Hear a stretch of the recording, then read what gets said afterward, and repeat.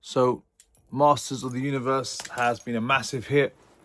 We can see on Rotten Tomatoes, the critics, it's fresh. The critics and the audience have given it like 88 or something, so super high. It was actually the #1 film this midweek or the weekend.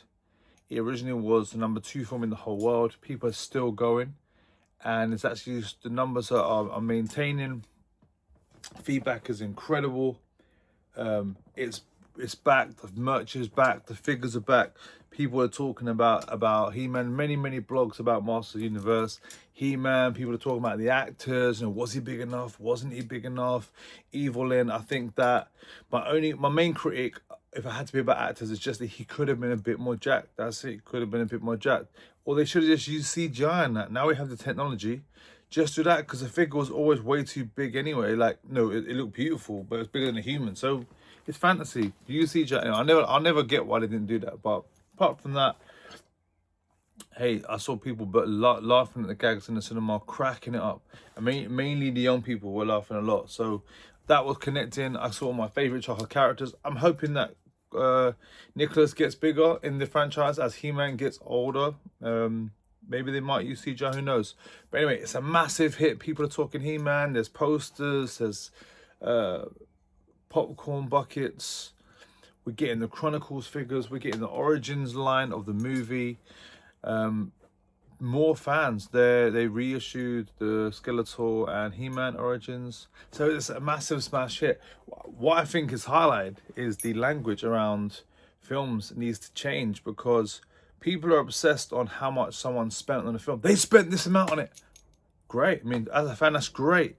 I don't care how they're going to recoup that. That's the art. Like, it's only films they tend to do that. When I go into art gallery, I don't know how much the person was spent and how much is they're getting from funding or box office, okay? Doesn't matter. It could be the Louvre, could be the V&A, whatever. I don't know who's getting paid what. All I know is if you've paid someone loads of money, great. Is this great? Fantastic. But like, I can't say nerds, because nerds actually it's not a bad term. Say morons are obsessed with the spend. They spent this. Who cares? I mean, you do. For a start, it's creative accounting anyway. So you do know that for a studio, it actually can work out better. They'll say that they spent much more than they actually did. It's not the other way around. They'll say they spent more, and it's better for them to say less money come in. Not that we should care, but if you want to think about it, because they then pay the stock, the shareholders less, and the benefits less. Anyway, that aside, who cares? We just go in to watch the stuff that we like. Who gives a damn if, like, I don't know, Super 7 make a new figure, they invest 100 grand, 200 grand, and they only make 200 grand back, they break even. Who cares? If we hate the figure, if we love the figure, great. If it's a great figure, great. They've got to work it out. They've got to work out how to sell other things. Maybe like they make a loss on Ultimates. Maybe they make a profit on Reaction, and it balances out. We don't know.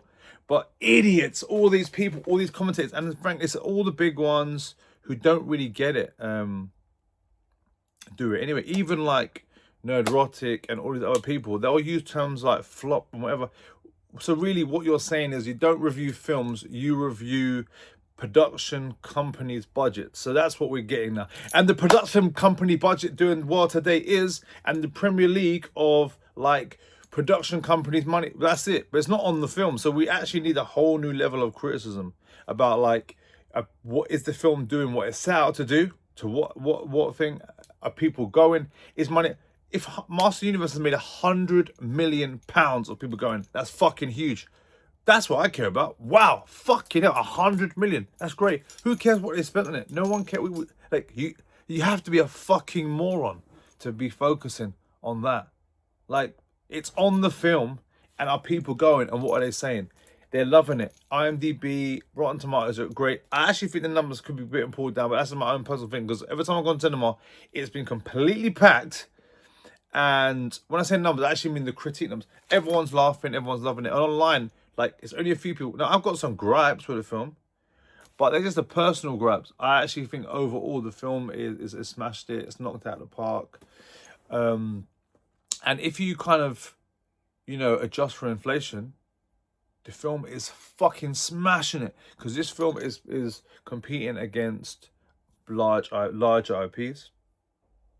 And then when I say inflation, I kind of mean tech inflation. I don't just mean money inflation, in the way that Superman 2025 was a monster hit, smash hit. It did what it was supposed to do and more, massively massive in 2026. And when they compare it to Man of Steel was a flop. Direct figure-to-figure comparison don't make sense. Again, Snyder Bros will say, well, this made this amount and this minutes. Well, now you've got to compare it to a film that comes out that's got to compete with streaming. Less people go since COVID. So if you're doing these sorts of numbers now, it's like, oh my God, if you want to compare like Superman 2025 to Man of Steel, it blows it out of the water. It fucking drowns it, kills it. But they don't want to do that sort of thinking. They do stupid metrics that don't really work. But who cares? I actually don't really care. Like, was it the best Superman film ever? Yes. Did David Corn Sweat act better than any Superman we've ever seen?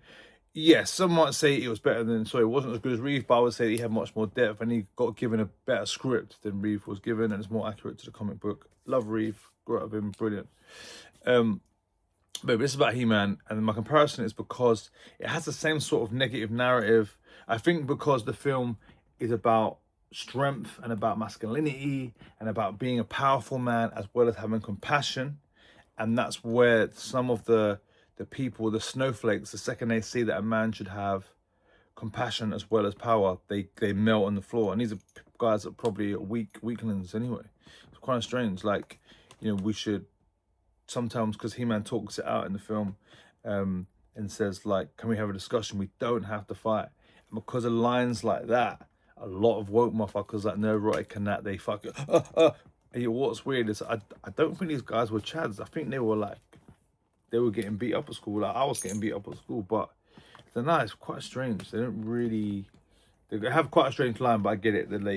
It's negative shilling. It's rage bait. It's like cuss everything. If they feel like it could align to something, it doesn't. It's just art. Like just experience it on its own terms as art, but they will call anything a flop. It's all a setup. They're gonna do it to Supergirl. We know that. Like, it's going to be a massive kind of sexist, misogynistic agenda against Supergirl. So we'll see that play out, unfortunately.